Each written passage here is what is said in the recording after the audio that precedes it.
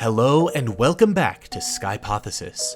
We are two brothers on a quest to keep the magic of Skyrim alive and created this channel to serve as a digital library for all of our best builds, and hope that they give you a reason to dive back into this legendary RPG. This month, in honor of spooky season, we are excited to showcase the Ashen Vampire. While our channel features plenty of vampires, none of them go in depth on the Vampire Lord form mechanic, and we thought it high time to feature it front and center in a build. Transforming into bats, summoning gargoyles, and flinging helpless foes around like ragdolls with vampiric grip are so much fun, and in our opinion, very underutilized in builds, likely because most builds tend to highlight weapons and spells.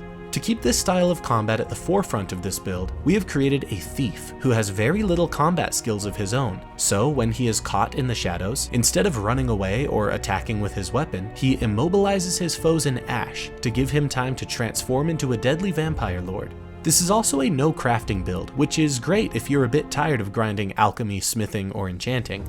We put timestamps in the description so you can easily navigate between backstory, roleplay, gear, special moves, and more, but hope you stick with us through the whole video. So, light a candle to stave off these spooky nights, and join us as we tell the tale of the dreaded Ashen Vampire. Born in the shifting ashen wastes of Morrowind, he had always been small for a Dunmer, and a notoriously poor fighter. Larger and stronger Myr constantly took advantage of him, but he made up for his shortcomings with an unusual talent for stealth. He was quick, quiet, and clever, traits that caught the attention of a local Reaver clan. They offered him protection in exchange for his deft hands and light steps, and desperate for security, he accepted. For a while, this life suited him. The Reavers carved a living from the harsh land, taking jobs that no one else could or would. Delving into dangerous Dwemer ruins, hunting rare and deadly beasts for alchemical ingredients, and escorting foolhardy explorers who sought treasures buried deep beneath Morrowind's ash. It was a risky trade, but it kept him fed and alive. However, in Morrowind, nothing remained stable for long. The world shifted, and work became scarcer as more Dunmer sought the safety of the cities. Jobs were increasingly scarce and perilous, driving the clan into ruin. One by one, they left, either swallowed by the dangers of their work or settling for simpler, safer lives. Eventually, he found himself alone with no muscle to protect him, and no clan to call home. With no options left, he migrated to the Imperial City, hoping for a fresh start. His stealth earned him occasional thieving jobs, but his misfortunes followed him. He was caught and humiliated more than once, pummeled by a jaded legionnaire, and brought low by a Penitus Oculatus agent stronger than she looked, who seemed to know all of his tricks. Each failure deepened his frustration. He wasn't strong enough. No matter how hard he tried, there always seemed to be someone bigger, faster, or meaner to knock him down whenever he was inevitably caught. No one could be in the shadows forever. One fateful evening, an offshoot of the Imperial City Thieves Guild approached him with an offer. His task was simple: infiltrate an Imperial soldiers' camp in the Gerald Mountains and steal a valuable mark. He was promised riches if he succeeded, but a terrible fate if he failed. Desperate to prove himself, he took the job, but in his attempt to cross the Skyrim border and complete the mission, he was caught by the Imperial Patrol, thrust into chains, and sent to Helgen with the rest of the prisoners. Escaping the chaos of Helgen, he fled to Riverwood. The dragon threat was real and terrifying, but for now, his survival came first. He was a criminal and had no interest in confronting a Jarl. Weary from years of failure, he resolved to stick to what he knew best: thieving and avoiding conflict. So he sets out for Riften, a place rumored to be crawling with the kind of people who could offer him a foothold in this cold and unfamiliar land. He was happy to distance himself from the Imperial City, frightened of what would happen to him if he reported back that his job had failed. Riften felt like home. The streets teemed with underworld dealings, but the Thieves Guild was a shadow of its former self. Even so, they were still dangerous enough to demand his respect, and when Brynjolf approached him in the marketplace, he knew better than to refuse the job. For the first time in years, he felt like he belonged, slipping into the guild as another nameless figure in the shadows and gaining their protection. Yet even in this new world, his old frustrations lingered. The guild was riddled with infighting and weakened by past glories. Just as in the shifting ash of Morrowind, he wondered how long this fragile stability would last. It was in the depths of this uncertainty that whispers of an ancient order called the Dawnguard reached his ears. Hunters of the undead, they were gathering in the rift to face some growing threat. His instincts told him to stay far away. Vampires and warriors sounded like a far more dangerous world than he wanted to touch. Yet another part of him couldn't help but feel the stirrings of an old ache, the desire for power. If the Dawnguard truly sought to destroy ancient predators, then they must wield something greater than mere steel. Tentatively, he made his way to Fort Dawnguard, fabricating a story of redemption. He claimed he wanted to turn his thief's skill to nobler pursuits, hoping they might train him. Isran's suspicious glare made his skin crawl, but desperation pushed him forward, and Isran grudgingly allowed him a place among their scouts. When he was sent to investigate an ancient crypt, his fate took a darker turn. He just barely sneaks his way through Dim Hollow, relying on his dagger in the shadows and his quick feet in flight. Meeting Serana, the mysterious vampire entombed for centuries, shifted everything. She was powerful. She protected him from gargoyles and Draugr on their way out from the crypt. Traveling with her, he grew less certain of the Dawnguard's purpose. Why destroy such ancient beings when one could learn from them, even join them? His final answer came when they confronted her father, Lord Harkon, in Castle Volkihar. Harkon's offer to join their ranks was irresistible. Immortality, power, the ability to dominate his enemies rather than just avoid them, it was everything he had always lacked. With no hesitation, he accepted, stepping fully into the shadows as the newest servant of the Volkihar clan. Now a vampire, the elf he once was, died. He no longer feared being small or weak. His prey feared him. Now he has nothing to fear if he is caught. His enemies become terrified as the frail Dunmer thief transforms before their eyes into a gray-skinned, muscular vampiric monster. Somehow, the claws of this form feel natural to him, as does the blood magic, learning and progressing to become even more powerful so he can learn the summoning of gargoyles and the ability to fade into a cloud of bats. It was as if his soul belonged in this vampire lord body, but it took him until now to attain it. He reveled in his newfound strength and became something new. Yet there were greater threats still, chief among them the dragons that haunted the skies. Serving in the Volkihar clan, the command to retrieve the Elder Scrolls pushed the Ashen Vampire deeper into Skyrim's grander conflicts. He now faced the task of locating an Elder Scroll linked to dragons, required to complete Harkon's ritual. His investigation led him back to Whiterun and eventually to the Greybeards, which led to a stunning revelation. He had stumbled into a power that exceeded Harkon's comprehension. He himself was Dragonborn. While he had no desire to fulfill mortal prophecies, the power of the voice and the dragons themselves proved too tempting to ignore. The Ashen Vampire weaves himself a deep and complex path through Skyrim's faction quests. His primary focus is usurping Harkon in the Volkihar clan, but the main quest naturally ties into this, with his role as Dragonborn granting him further knowledge and power. He pursues the Thu'um not out of duty to mortals, but as a tool to cement his place among Tamriel's most formidable beings. Meanwhile, the Thieves Guild offers resources and gold to support his ambitions, while the Dark Brotherhood aligns perfectly with his new predatory nature, letting him revel in the shadows. To further his mastery of power, he joins the College of Winterhold as well, using its vast magical resources to hone his craft and deepen his knowledge of spells. Early on, he is drawn to Solstheim, where he reconnects with his roots amidst the desolate ashlands, harnessing ash spells that feel natural to him. It is here that he retrieves the Mask of Vivec, which becomes his defining visage. Ghosts of the Tribunal can be a bit tough to complete before gaining Vampire Lord form, but we always like to prioritize getting kitted out as quickly as possible. When away from Castle Volkihar, he makes his primary home in Bloodchill Manor, which is just too perfect for a Vampire Lord character. But with the vast wealth he accumulates in his thieving endeavors, we had fun purchasing property all over the province, including Proudspire Manor and Shadowfoot Sanctum. He goes a bit overboard with the finer things in life now that he doesn't have to live in constant fear. Moving on to general gameplay. We think of the Ashen Vampire as a thief, though with his use of magic it could be argued that he is a Nightblade, relying on stealth kills with his dagger, invisibility, and silent shouts and spells with quiet casting for moment-to-moment gameplay. However, where he diverges from most thieves is that when his back is to the wall, instead of fleeing, he transforms into a Vampire Lord, and utilizes all that the Vampire Lord perk tree has to offer. Defeating enemies with Vampiric Drain or a Power Bite attack grants progress towards your next Vampire Lord perk. You will want to perk this entire tree, and where all of our open combat with this character is in Vampire Lord form, you'll accomplish this rather quickly. With Blood Magic, he immobilizes enemies using spells like Vampiric Grip, which suspends them in the air and drains their life. This might be our favorite vampiric ability. Night power perks like Summon Gargoyle allow him to conjure a stony ally to overwhelm foes. Unearthly Will reduces the magicka cost of all abilities, letting him sustain prolonged engagements with his powers. Corpse Curse paralyzes enemies, ensuring they remain vulnerable as he closes in for devastating claw attacks.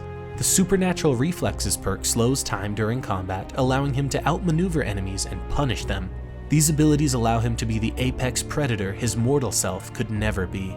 With the Amulet of the Gargoyle, you can summon an additional gargoyle to fight alongside you. This is part of the Ashen Vampire's identity. We like to roleplay him creating these gargoyles out of ash. In addition to being super cool looking, the gargoyles are absolute tanks and fantastic for drawing the enemy's aggro.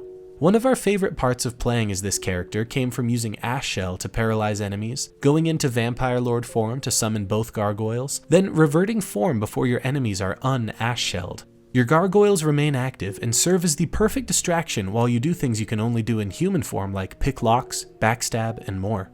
All in all, his gameplay provided a fun take on the thief archetype, because suddenly getting caught isn't when the fun ends, it's when a new type of fun begins. He finds a faithful companion in the Deathhound Kusith.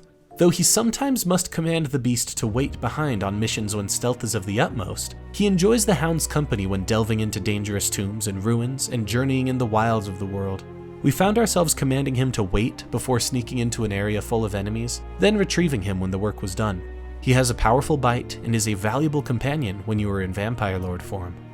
Moving on to the Ashen Vampire's spells and shouts. His primary spells for moment-to-moment gameplay are Ash Shell and Invisibility, but he will also learn Ash Rune, Alteration Flesh spells, Telekinesis, Orum's Aquatic Escape, which functions like invisibility but grants water breathing and Night Eye, and the incredibly broken spell Fenric's Welcome, which casts invisibility and the ability to open all expert and below locks. He will also use Close Wounds when needed.